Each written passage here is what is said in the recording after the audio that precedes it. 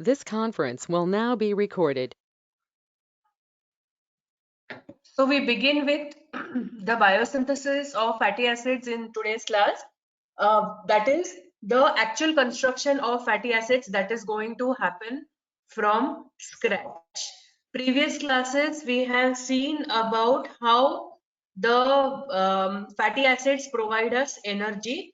In this class we are going to see how the fatty acids are built in vivo in the animal cell.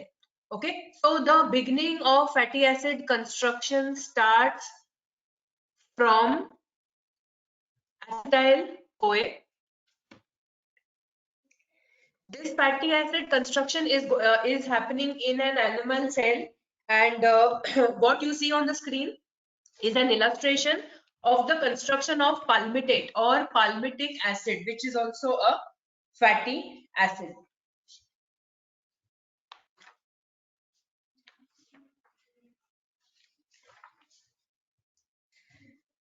Now this formation of palmitate acid or palmic acid, or you can say palmitate, all of this, like I told, it is happening in cell. It can happen in the adipose tissue.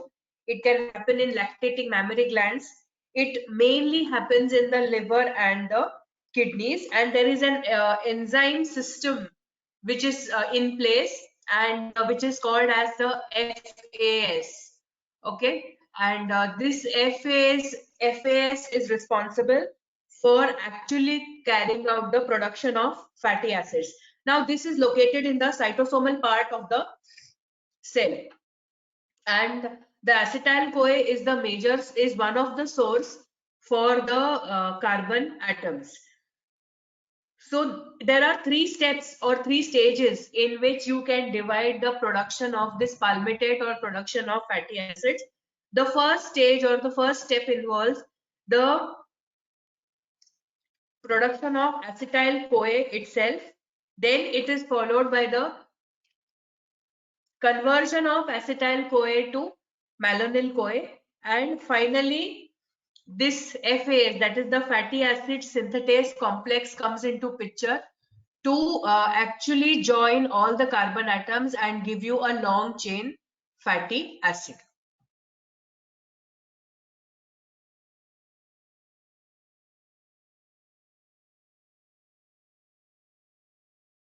Now this acetyl CoA along with NADPH, both are the prerequisites for formation of fatty acids. If fatty acid production has to happen, then both of them should be present, that is acetyl CoA as well as NADPH. Now this acetyl CoA is produced in the mitochondria by the pyruvate oxidation. If you recollect, when we are doing pyruvate oxidation from carbohydrates, what it is generating, one molecule is acetyl CoA. Fatty acids oxidation also generates acetyl CoA, and this forms the source of the starting carbon atoms in the fatty acid chain.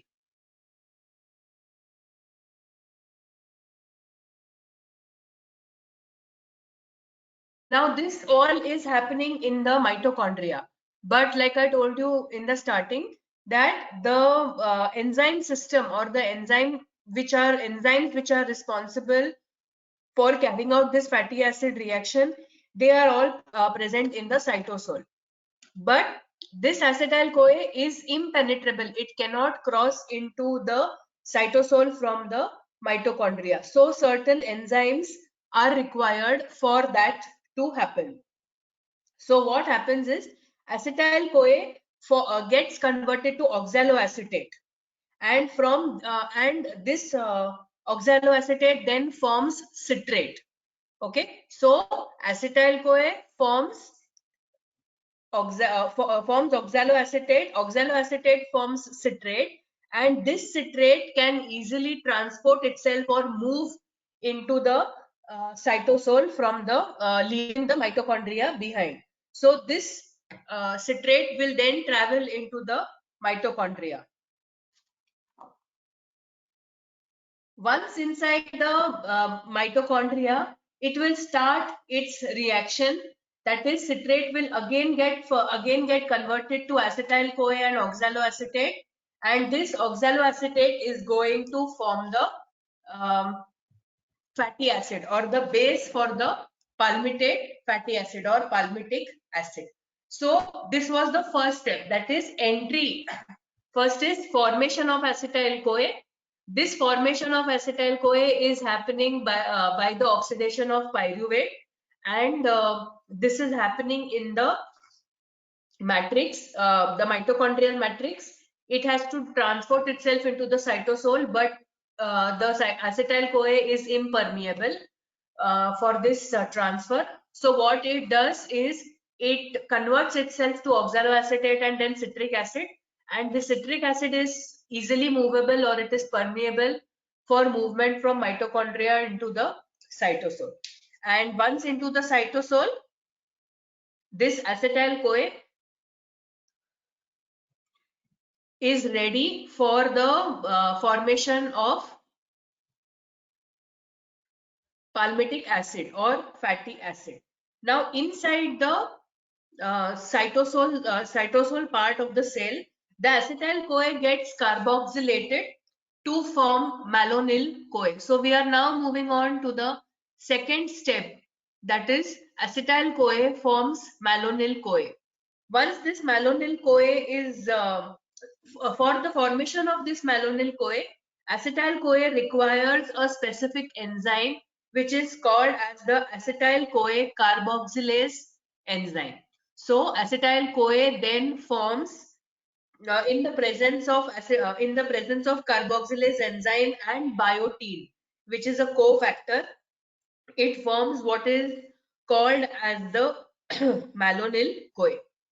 Once this malonyl CoA has been formed, the actual reactions will now start. So from here, the fatty acid synthesis complex, which is FAS complex, it takes over the reaction. Now this is the complex which is present in all eukaryotic cells, including mammals or human beings, and it consists of units of enzymes which are going to be responsible for carrying out the biosynthesis of long chain fatty acids.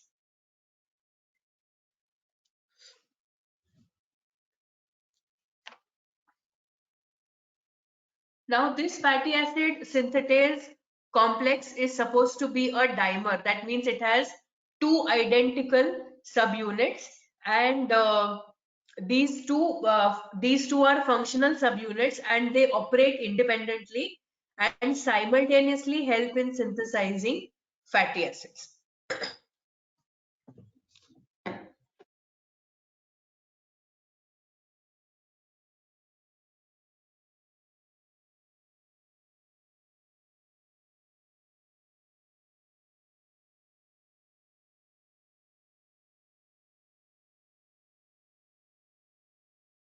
So once the malonyl CoA has been formed from acetyl CoA in the presence of carboxylase enzyme, the series of reactions begin, which you can see on your screen, where the acetyl CoA ACP has been formed from acetyl CoA, and this acetyl ACP in the presence of synthase enzyme undergoes condensation, and it is attached with another enzyme, and it forms the beta keto acyl ACP. This beta keto acyl ACP then forms beta hydroxy acyl ACP. Then it further forms trans delta 2 enoyl ACP. Trans delta 2 enoyl ACP forms trans delta 2 enoyl ACP forms butyryl ACP in the presence of the butyryl enzyme. This butyryl ACP then further undergoes addition of carbon atoms to its base. It undergoes addition of 2 carbon atoms at a time, and depending upon the length of the fatty acid chain, the reaction will be repeated. Now in the first process, you have 2 carbon atoms from acetyl CoA which have come into picture. For palmitic acid to be formed, it should add 14 more carbon atoms. Okay, that means this process will be repeated. This part of the process will be repeated 7 times. 7 2s are 14. So 14 and 2 carbon atoms from acetyl CoA. So 14 plus 2, 16. So these are sorry, these are the carbon atoms that are getting added at every step. So the first 2 carbon atoms are coming from acetyl CoA. Consecutively, the reactions are repeated 7 times. Each time 2 carbon atoms are added to this structure. So this butyryl, okay, it is having now 4 carbon atoms. Now the process will be repeated again. From 4 it will become 6, from 6 it will become 10. Okay, and slowly this process will go on to finally get the long chain fatty acid that is desirable. And finally, when 16 carbon atom chain has been completed, after 7 cycles of condensation and reduction reaction, you will get a long chain palmitic acid or long chain saturated palmitate. After this chain elongation has happened, there is a specific enzyme which is called as the thioesterase enzyme. In case of palmitate, it is called as palmityl thioesterase. So this enzyme will break it away from the FAS complex. So this FAS complex which is there is like a base or a foundation for the attachment of carbon atoms. So there is a base and the first 2 carbons attached to it.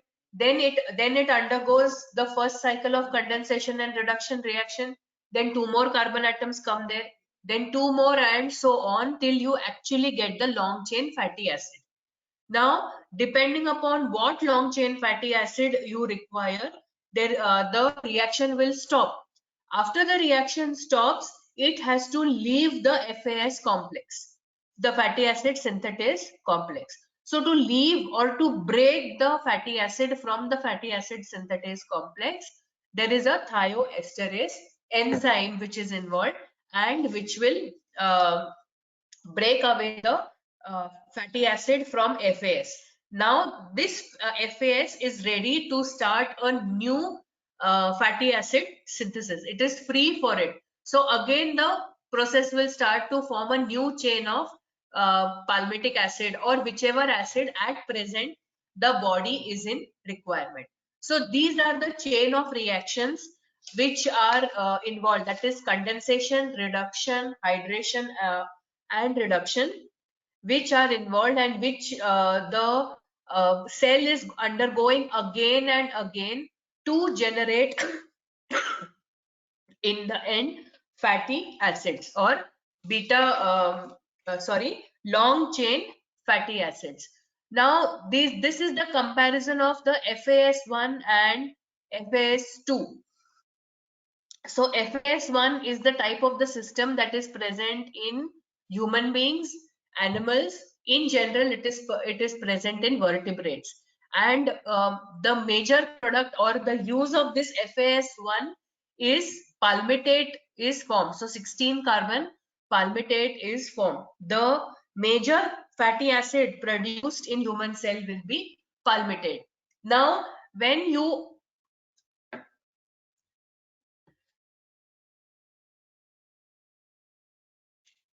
are consuming plants or you are consuming oil from different plants, those plant cells or those seeds, for example the oil that you get from seeds, those seeds or those oil, they can contain saturated as well as unsaturated fatty acids, branched or unbranched fatty acid with any number of length of carbon atoms. So when that synthesis has to happen, that synthesis will happen with the help of this FAS2 complex, which is present only in animals and in bacteria.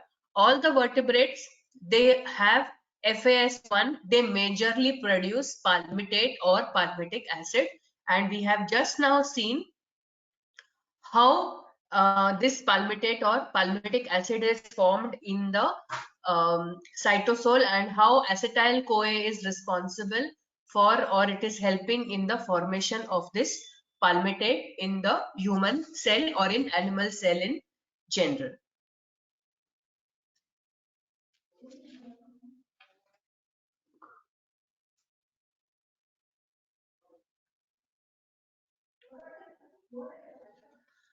From here we move on to the synthesis of different types of other fats that are also required by the body, like triglycerols, sphingolipids, phospholipids, and all of them have certain roles or certain important functions to play in the human body.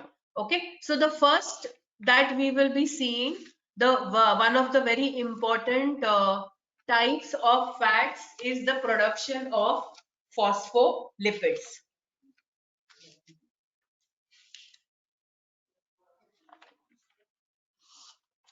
So these phospholipids,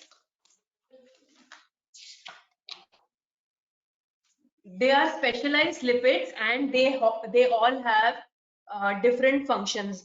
They supply arachidonic acid when you need to form prostaglandin, and prostaglandin is the substance which is used in inflammatory conditions, like when there is inflammation, prostaglandin, or when there is stress, prostaglandin synthesis happens. Then blood clotting factors also requires the presence of phospholipids. So this is the cycle or mechanism by which synthesis of phospholipids happens. Phospholipids or the biosynthesis of phospholipids is divided into several steps, and it mainly involves the formation of all the different types of phospholipids that are required. Like we require lecithin, we require cephalin, we require choline. So all these different types of phospholipids need to get formed, and for this formation, what we start with is glycerol, and this glycerol, which is coming from the TCA cycle, gets converted into glycerol 3 phosphate. Glycerol 3 phosphate is then forming lysophosphatidic acid and then phosphatidic acid. This then divides into two types: diacylglycerol 1,2 and CDP diacylglycerol. This division is mainly for the formation of different types of phospholipids. Like from 1,2-diacylglycerol, we get phosphatidylcholine. We also get phosphatidylethanol. Then from CDP diacylglycerol, we are obtaining phosphatidylinositol and phosphatidylglycerol from CDP diacylglycerol. And they all are having different types of functions. Like I said, production of prostaglandin or synthesis of prostaglandin. So that requires arachidonic acid. And this phosphatidylinositol, which you can see on the screen I'm pointing out to, this is responsible for formation of arachidonic acid. Then cardiolipin is formed from which is also a type of phospholipid, and this cardiolipin is responsible for giving antigenic properties in the body. We have different types of blood clotting factors or plasmogens, and they are all phospholipids, and they depend upon this biosynthetic pathway for the formation of phospholipids. So this is the cycle, or this is the mechanism for the formation of phospholipids from glycerol.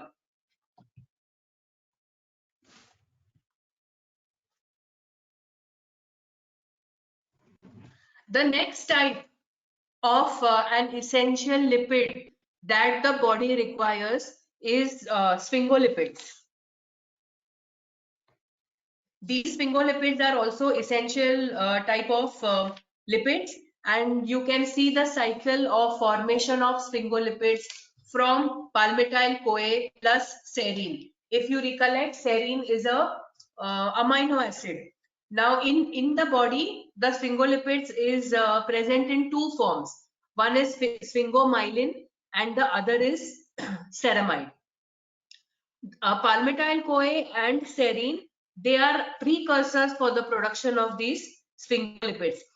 They undergo condensation with each other and followed by reduction with NADPH to give sphinganine.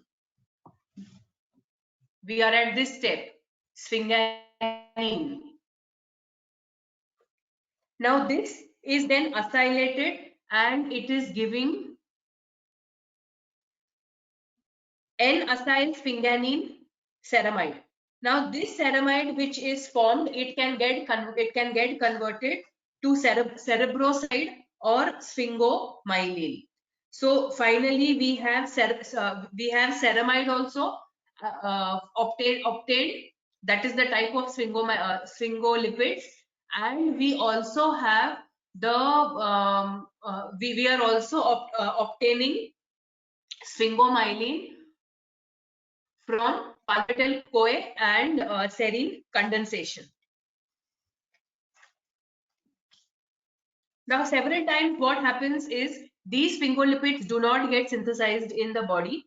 There is deficiency of the sphingomyelinase enzyme, and because of the sphingomyelinase enzyme deficiency, sphingolipids start getting collected in the body. Now, once this collection of sphingolipids starts in the body, there is enlargement of organs, there is mental retardation, and further there can be death also of the child.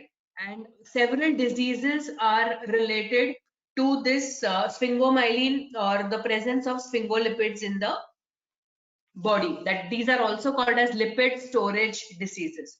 So there are diseases like Niemann-Pick disease, Farber's disease, Gaucher's disease, Krabs disease, Tay-Sachs disease, Fabry's disease, and the causes for all these diseases or lipid storage disorders are varied. That means they are dependent on the presence or absence of certain enzymes. So, for example, if you take Niemann-Pick's disease, like I told you just now, the absence of sphingomyelinase enzymes causes the major storage of the lipid sphingomyelin, and because of this there is enlargement of liver and spleen. Then, for example, we have Gaucher's disease. Gaucher's disease, in this disease, the enzyme beta glucosidase is absent. And when beta glucosidase is absent, you will see that glucocerebrosides are deposited in the cell. And this deposition also causes liver, spleen, and mental liver, spleen enlargement as well as mental retardation. So this is the cycle in which the biosynthesis of lipids, sphingolipids takes place, and also there are several around 7 to 8 diseases which are called as lipid storage disorders of sphingolipids associated with this cycle. So you need to know the name of the disease, the missing enzyme, and what are the effects. Usually you will see there is mental retardation, then you will see enlargement of liver and spleen. These are the two most common symptoms. Sometimes there is renal failure, and the lower extremities, that is the legs, they do not function. They have a lot of pain, so we are not able to use them.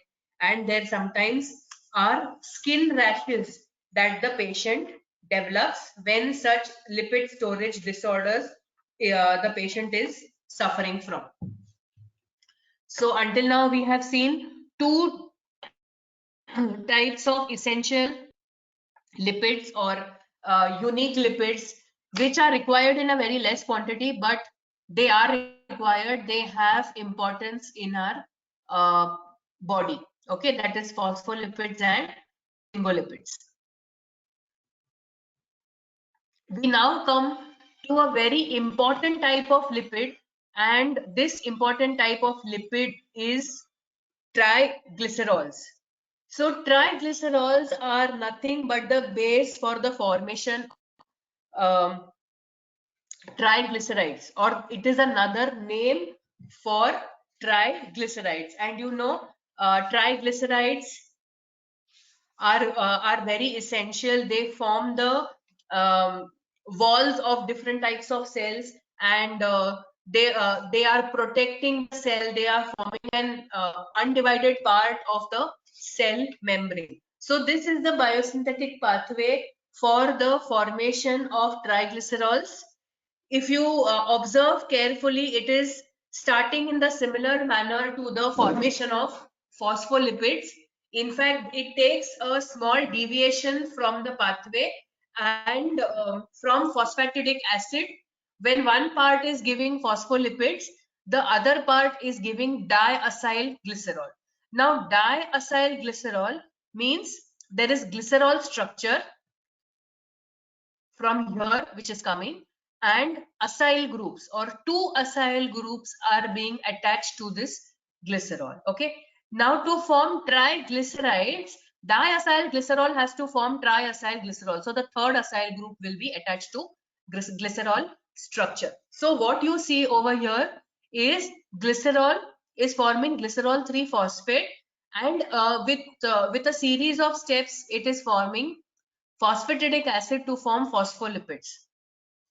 It can take diversion at two places and form diacylglycerol. That means to this glycerol structure, in the presence of several enzymes, acyl group is getting attached. So first it forms monoacylglycerol, then it forms diacylglycerol, and finally it forms triacylglycerol. Now, these triglycerides, like I told you, are integral part of the cell membrane. However, we have to be careful that the levels of triglycerides should not be very high. Very high level of triglycerides in the serum are an indication that the person is suffering from hypertriglyceridemia, and this actually gets deposited with cholesterol, and it starts narrowing of the blood vessels. And when the blood vessels start narrowing down, it develops atherosclerosis. The blood vessels become narrow. The blood supply to that particular part of the body will slowly start decreasing. And if it is in the case of heart, which usually it is, atherosclerosis development, when it happens in the heart, eventually it leads to ischemia or to coronary heart disease, that is CHD, or it can lead to it can lead to ischemia or heart failure.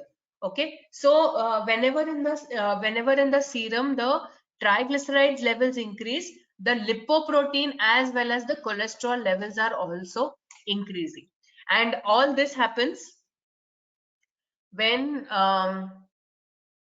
the diet contains lot of fat and there is no exercise, and a very unhealthy lifestyle is being led. At this juncture, you will see that the serum shows high levels of triglycerides, cholesterol, as well as serum lipoproteins. So this is about triglycerols. We come to the last part, that is lipoproteins. We have seen cholesterol, we have seen triglycerides or triglycerol. Now we see lipoproteins. So lipoproteins are made up of two substances, lipid and protein. And they both are, in fact, the protein is a conjugated protein, they both come together and they form what is called as lipoprotein, and this lipoprotein has various utilizations. Along with cholesterol and triglycerol, it maintains the functionality of the blood vessels, the flexibility of blood vessels, and it helps in the transport of blood to the different parts of the body along with cholesterol and triglycerol. Now, lipoprotein basically is neutral in nature, and it is divided into different types. There are 5 different types of lipoproteins that we know. Now, these 5 types are chylomicrons, VLDL, that is very low density lipoproteins, low density lipoproteins LDL, high density lipoproteins LDL, and free fatty acids albumin. In fact, there is also one more type which is called as IDL, that is intermediate density lipoproteins. So the synthesis or the origin of synthesis of these lipoproteins begins in the small intestine, and whatever dietary fat that you have consumed, that is converted to lipoprotein with the help of lipoprotein lipase. And the first type that is formed is chylomicrons. These chylomicrons are formed from the dietary fats. They are like fat globules, very small, and these chylomicrons, the remnants of chylomicrons come together and they form the first type, that is the second type, that is VLDL, that is very low density lipoproteins. From very low density lipoproteins, we get IDL, LDL, and HDL. Now, among these lipoproteins, when a physician has to judge whether a patient is suffering from hyperlipoproteinemia, along with seeing the levels of VLDL, chylomicrons, triglycerides, IDL, and LDL, the level of HDL is also observed. Okay. Now, when there is a patient who is suffering from hyperlipoproteinemia, it is categorically seen that the HDL levels are less, whereas the VLDL, LDL, and chylomicron triglyceride levels are very high. So this is a clear indication of hyperlipoproteinemia. HDL, in fact, is called as the good lipoprotein. You should have HDL levels elevated. Lower level of HDL is an indication that that the patient is suffering from hyperlipoproteinemia. In fact, lower the HDL levels, the more dangerous or the more the chances of suffering from atherosclerosis and finally suffering from heart diseases. So, when the pathological condition is evaluated, the levels of LDL, VLDL, IDL, chylomicrons, triglycerides, they should be lower, and the HDL level, and the HDL level should be higher. Higher HDL level and lower levels of these other lipoproteins is an indication that the patient is not suffering from hyperlipoproteinemia. Now, depending upon which levels of the plasma lipoprotein has increased, we have been able to differentiate hyperlipoproteinemia. We have 6 different types of hyperlipoproteinemia, and they are based on the which type of lipoprotein has increased. Like, for example, there is type 1 hyperlipoproteinemia, in which levels of chylomicrons has increased along with triglycerols. Then in type 2A, there is level of LDL has increased along with cholesterol. The next is 2B, where LDL and VLDL both have increased, and triglyceride and cholesterol. So this is a very dangerous or a very deadly combination where all four lipoproteins and fatty acid levels are increasing. Then there is type 3, which is IDL, that is intermediate density lipoproteins, the levels have increased along with the increase in triglycerides and cholesterol. Type 4 is increase in VLDL and triglycerols. And the last type, type 5, is increase in the level of chylomicrons, VLDL and triglycerides. So based on what lipoproteins have increased in level, they have been differentiated into different types of hyperlipoproteinemia. And in previously also in the classes I have told you, there are drugs which are available for decreasing the lipoprotein levels, like statins, and they decrease the absorption of lipid from the diet. Now, along with hyperlipoproteinemia, the patient, you could have a patient who is suffering from hypolipoproteinemia as well. That means decreased level of lipoprotein in the blood serum, and these are not very common, and it is not advised also that you should have a patient, or it is not desirable that your lipid levels fall down. But yes, there are two types. There is familial hypo-beta lipoproteinemia and A-beta lipoproteinemia. And in this, that is in familial hypo-beta lipoproteinemia, there is impairment of lipoprotein production. That is why LDL concentrations are mainly less. In A-beta lipoproteinemia, along with LDL concentration, the triglyceride concentrations have also decreased. Okay, so these are lipoproteins. We have seen the disorders of lipoproteins. I have told you about the classification of lipoproteins and the different types of disorders also that are associated with it. I have told you about obesity. The other type of disorder is cachexia, and cachexia is a part of anorexia nervosa. In obesity, the person is obese and the food consumption is very high, and there is brown adipose tissue deposition is very low, white adipose tissue deposition is more. In cachexia, it is exactly opposite. The body does not have normal lipid levels maintained at all. Adipose tissue is very low, and this patient suffers from loss of appetite. Even if he consumes food, he starts vomiting, and it is more of considered as a psychiatric disease, wherein the patient has an obsession to lose weight, even if he actually does not have to lose weight, and in the process he stuffs food, he eats to his content, and finally he starts feeling guilty about it, so he actually triggers vomiting in his body, and whatever food he has consumed, that he will vomit out. So that is cachexia and anorexia nervosa. So this is about lipoproteins and the various disorders related to lipoproteins, class of lipoproteins, the function of lipoproteins. All these parts have been covered. Okay.